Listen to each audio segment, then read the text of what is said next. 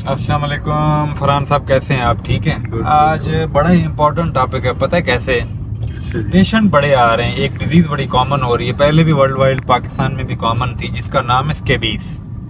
ठीक है ना। स्केबीज जो है ना, लोग इसको जो है ना एलर्जी का नाम देते हैं और फिर एलर्जी की मेडिसिन खाते रहते हैं। हालांकि इसका एक प्रॉपर ट्रीटमेंट है, इसकी पूरी एक इंस्ट्रक्शन है, उसको फॉलो करना पड़ता है।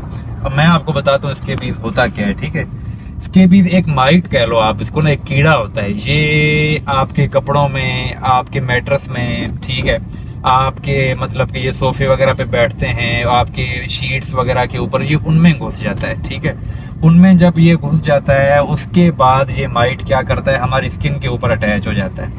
ये जब हमारी स्किन पे आता है ना, उसके पहली बात तो 2-3 महीने बाद जो सिम्टम देता है वो एक अक्यूट होता है कि पहली बार हुआ है, और किसी इंसान को फौरन सिम्टम आ जाए और एलर्जी शुरू हो जाए और इचिंग शुरू हो जाती है, वो क्रोनिक, मतलब उस इंसान को पहले हो चुका था, अब ये दूसरा है। पहले मैं आपको अक्यूट का बताता हूँ। माइट है आपके मैट्रेस में आ गया, कपड़ों में आ गया, और आपके मतलब साथ जितनी भी चीज़ें हैं उसमें आ गया।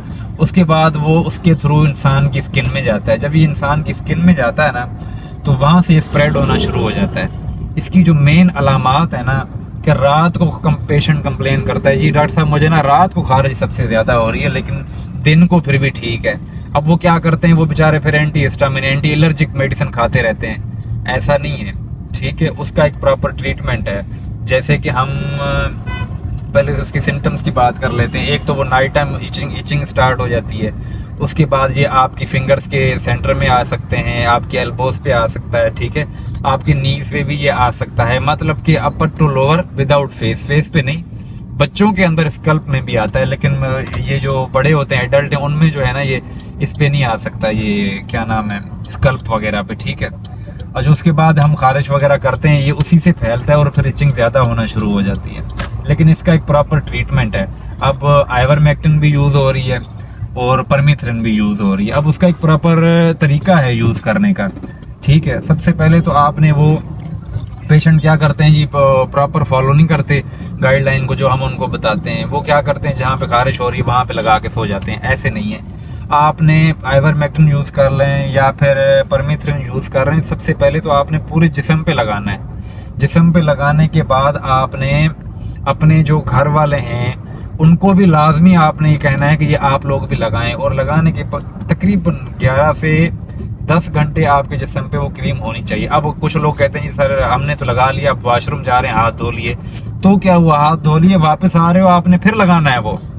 ठीक है। लेकिन उसका कोई फायदा नहीं। उसके बाद जब आपने लगाया, उसके बाद जब अगले दिन आप उठते हो तो आपने डेली ड्रेसेस चेंज करने हैं। वो जो आपने कपड़े रात को पहने हुए थे और क्रीम लगाई हुई थी, तो आपने सुबह को उठ के नॉर्मल वॉशिंग मशीन में डाल के नहीं धुलवाने, उनको आपने उबले हुए बॉयल पानी में डालना है। उस कपड़ों को उनमें डाल के जब वॉश हो जाए, फिर आपने उसको धूप पे सुखा के फिर उसको इस्त्री, इस तरह डीप इस्त्री करना है, उसको ना प्रेस करना है आपने, ताकि वो जो माइट होता है, वो जो जरासीम होते हैं, वो हीट पे ही जो है वो मरता है, वरना ऐसे नहीं मरता होता।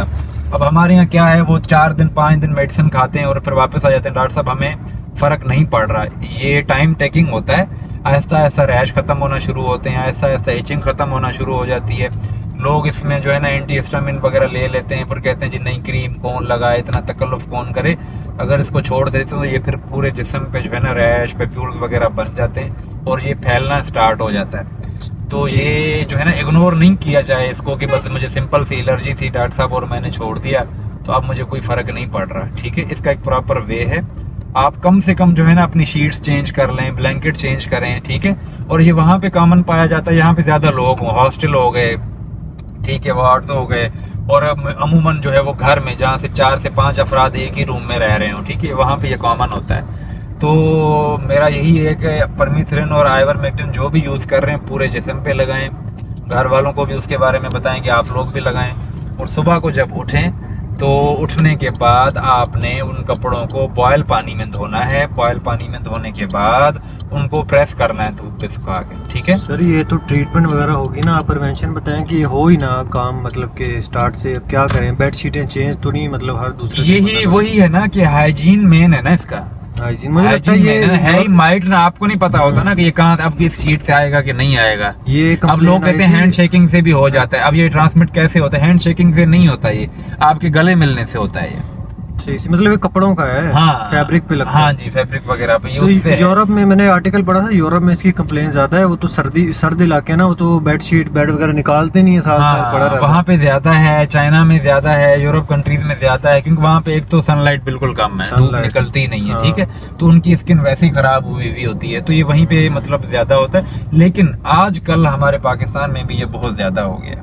पाकिस्तान हमारे में जो है लोग इसको कॉमन सीरियस नहीं ले रहे, लेकिन ये बहुत ज्यादा हो रहा है, तीसरे नंबर पे हो गई डिजीज हमारे यहाँ। खुद हम जो है वो 20 से 25 पेशेंट जो है वो रोज की ओपीडी में, सिंपल ओपीडी में देख रहे हैं। तो आप ये सोचें हमारी जो सिंपल ओपीडी है, तो ये डर्मा की ओपीडी में कितने होंगे, डर्माटोलॉजी स्किन वाले डॉक्टर्स हैं, ठीक है। तो इसकी पूरी एक प्रिवेंशन है। तो आई होप आप लोगों को ये वीडियो अच्छी लगी होगी। अगर अच्छी लगी तो कमेंट में बताएं, और उसके अलावा जो है वो मजीद वीडियोस हम बनाते रहेंगे रोज के मुताबिक के पेशेंट आजकल हमारे पास किस चीज़ के आ रहे हैं। Thank you.